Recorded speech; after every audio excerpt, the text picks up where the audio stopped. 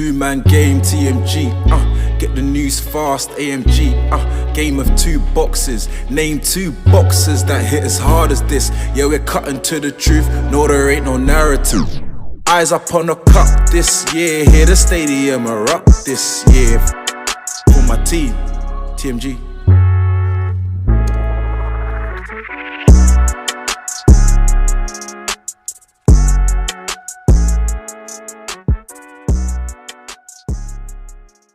Shout out to the TMG podcast with myself, JA. It's your boy Mello. Let's get it. We go again, new episodes. 110. 2010. What's that represent? That's World Cup. Iniesta! Spain. My guy Fabregas. Well played. Good tournament. Quality tournament. Flame out from Messi that tournament. Flame out from Ronaldo. Flame I out can't from remember. Brazil. I can't remember a lot. I remember in Devlin's. I remember Snyder. Snyder had a great year that year. You probably should have won Ballon d'Or that year. He didn't win because of World Cup tax.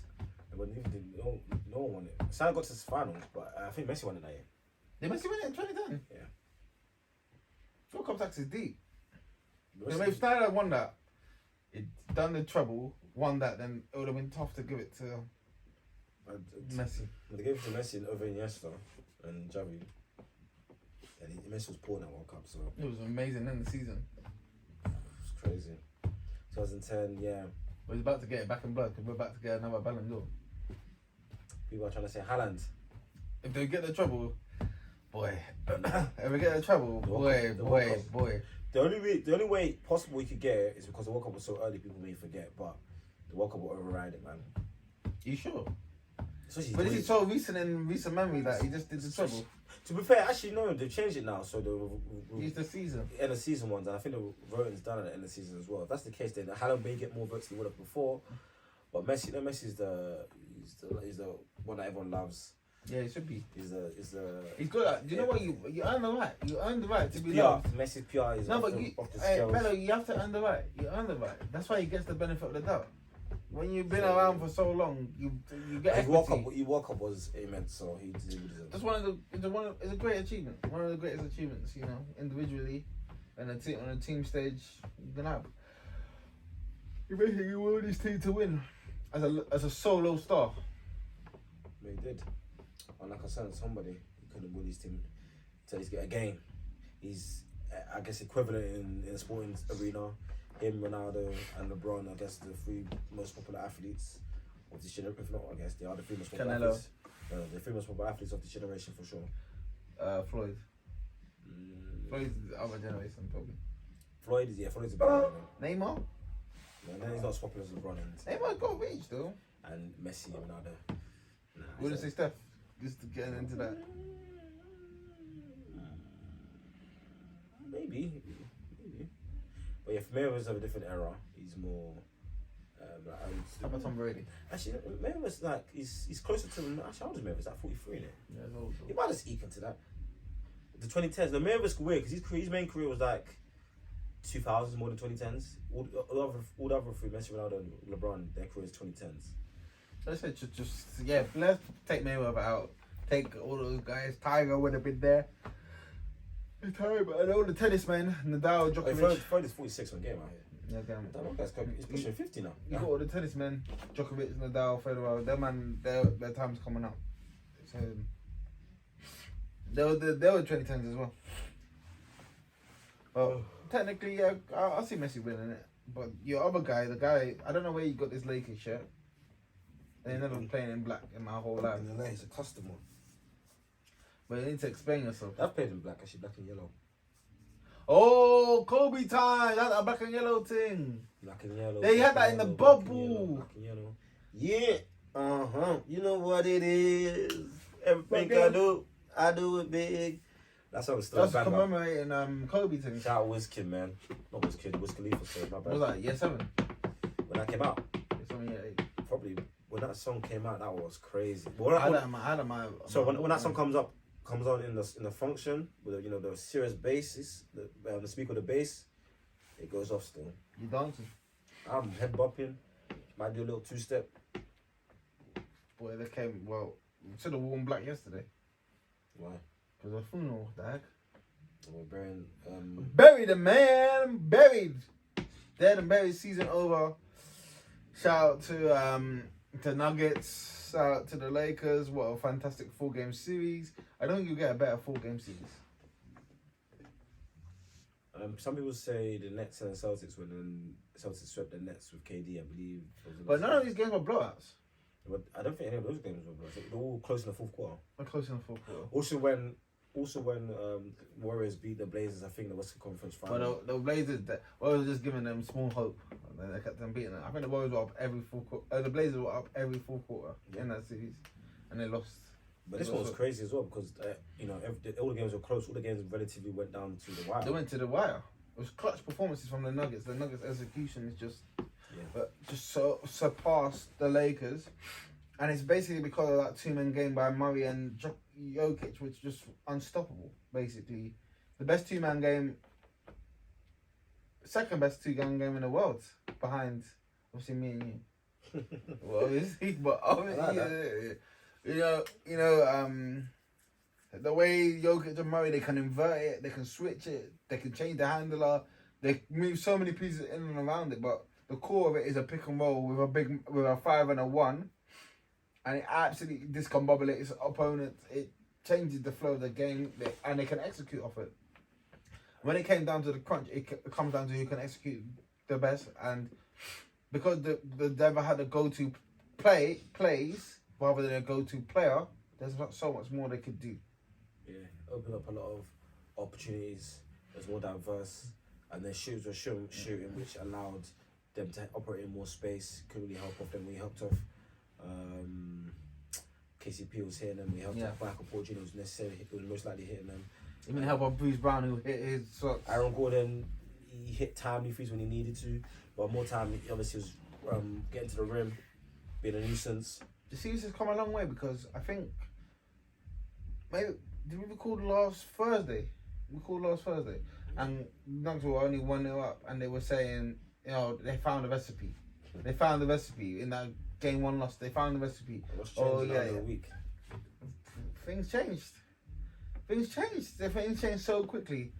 What happened is that I think the AD performances up and down. There's just only so much you can carry a team. You can give a team. He obviously not as good as Jokic offensively, but defensively, it's just still what. But they kind of took advantage of him floating and actually not manning up Jokic. Because no one else in the team can really guard Jokic. You try to bother him with Hachimura, try to get into him and get under him, but it's just not enough. He's not big enough. Eventually, you get worn down. Eventually, Jokic finds a way. AD obviously can guard Jokic, but the wear and tear on him, it makes him inefficient offensively because he's so tired from doing that. And then you start to help off Gordon. I think one of the good things in the series is when I think in the game 3, Gordon didn't even play in the fourth quarter, so he couldn't help off anyone. Basically, won down the stretch because of that. In game 4, Gordon was hitting his threes, and he was able to stay in the game, and he just killed him again. Because they were up 15, weren't they? They were up 15 in the third. He really did believe that the Lakers were going to get one, but the fact that they waited a virtuoso from Sir Bron, man, came through. King James. He really tried to give it to them in that first half. He took it back years and just wasn't enough. Yeah, he tried. Just wasn't enough. I'm off the basis of it. I mean, LeBron, 28 points, 27.8, 10 assists, 9.5 rebounds, almost a triple-double. Turnovers were low, 2.3. Steals, 1.5. Block, 0.8. Shooting 50%. The real catcher, or the kill point was 26.9% from 3. At free throw line, 76% you'll take on LeBron, but I mean, just didn't quite have enough, especially down the clutch. Yeah. All the I remember hearing some stats online, is that all these point totals and his field goal efficiency, they declined as the games went on. Like for the first quarter, he'll be fine. Second quarter, he'll be fine. Third quarter, he'll still be okay. Fourth quarter just went down. Like every quarter is declined, but especially the fourth quarter where money's getting old. He is. Wear and tear. I mean, he played 42.7 minutes a game.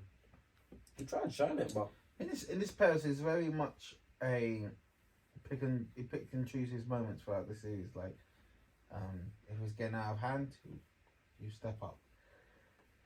If you could say it was a kill time, he'll step up and kill. Against the Nuggets, obviously, you could sense when he couldn't summon it up when he needed to summon it up. Those fourth quarters where it's tight, most times you would have favoured LeBron because he'd been there, done that before, and he just couldn't summon it up to that level. And it was relying on his supporting cast so much. It was relying on his supporting cast, and his supporting cast, they did come through to a point, but sometimes it's the star power that gets you over the line. I mean, The gravity. Defensively, AD tried. Offensively, didn't offer quite enough. Wasn't consistent enough. Austin Reeves was great. I'll give him that. Rui was pretty good. It was good until they made him a star, but he's not a star. But then it showed up didn't offer enough. D'Angelo Russell was awful, and that's the main difference, I believe. I think D'Angelo Russell has cost himself a lot of money. D'Angelo was, especially the way he played against Golden State, even though it was up and down, but if he could maintain that for this series, they probably could have taken the 6 games. But D'Angelo, especially that he doesn't do anything defensively, he was an no-show. Like what? He's minus 11.8 for the series. He's by far the worst of both teams. They said they were targeting him. Didn't Bruce Brown say, yeah, we tried to pick D'Angelo in every pick and roll, and look what happened. Basically, he's not gonna get paid. Yeah, and because the shooters weren't shooting enough, they couldn't maximize Jokic's deficiencies on defense as much as they would have liked to. They did a bit. Every time they took him to the rim, apart from I think he got a couple blocks at AD in the series. Every time they took him to the rim, it was basically an open bucket. He wasn't bad defensively. Like, Jokic is good. He's a big body, so if he's in the way, it kind of blocks driving lanes in a way. He's inadvertently blocking driving lanes. But I mean, he didn't really. He didn't do. I mean, most of the time when people he's not blocking the rim. No, but it wasn't like deterrent shots as much. Like most of the time when people contested him at the rim from an offensive standpoint, they were scoring for the most part. But what in terms of blocks? Yeah, he got 1.3 blocks, so he tried, didn't it? But it's not block. It's not. That's not his game. But his game is offensively he's a stalwart, and then defensively he's just there to hold up. He's a big body. He gets rebounds, isn't it? If they get defensive rebounds, you're stopping the possession. So he works in that way. It'd be rebounds by his offensive rebounds. It was great. Yeah, rebounds win championships. That's what Pat Riley would say. Yeah, Kawhi says the ball man gets paid. Yeah, and that's it. If Jokic just clean up the balls, you're losing possession, aren't you? Or if you get on the offensive and you're gaining the possession, that's what Jokic is all about. So in a way, he has an impact. The rebounds have an impact. Yeah, average 3.5 offensive rebounds a game. AD 2.3. I mean, AD he just couldn't really make shots as well. Like his jumpers. He's got no jumper, man. His jumper's gone, but he can make free throws.